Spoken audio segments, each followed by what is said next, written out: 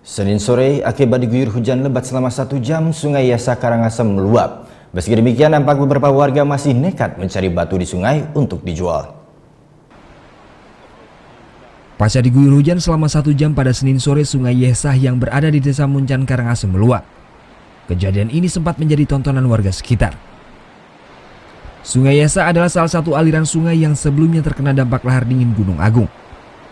Saat ini kondisi aliran sungai berlumpur dan bau. Selain itu, sungai juga penuh oleh tumpukan material batu, pasir serta kayu yang dibawa oleh lahar. Menurut warga, menumpuknya berbagai material tersebut menyebabkan aliran sungai mudah meluap terlebih saat hujan tiba. Kemarin sempat surut, ini kadang-kala masalahnya banjirnya, kadang-kala tiba-tiba datangnya begitu. Nggak tentu, ini tergantung situasi yang ada di Gunung Agung itu sendiri.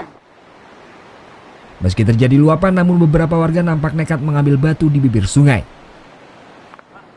Batu-batu yang sengaja dikumpulkan tersebut nantinya mereka jual. Padahal kondisi ini sangat berbahaya jika sewaktu-waktu terjadi luapan besar.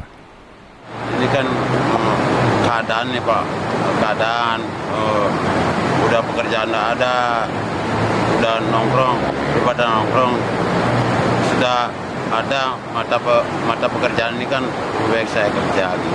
Tapi Bapak takut ya Pak ya sebenarnya? Takut, tetap takut.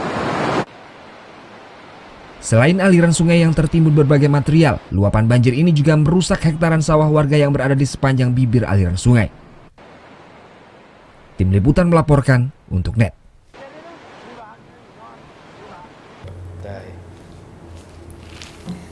Udah selesai kan nontonnya? Nah, jadi jangan lupa buat like, komen, dan subscribe ya.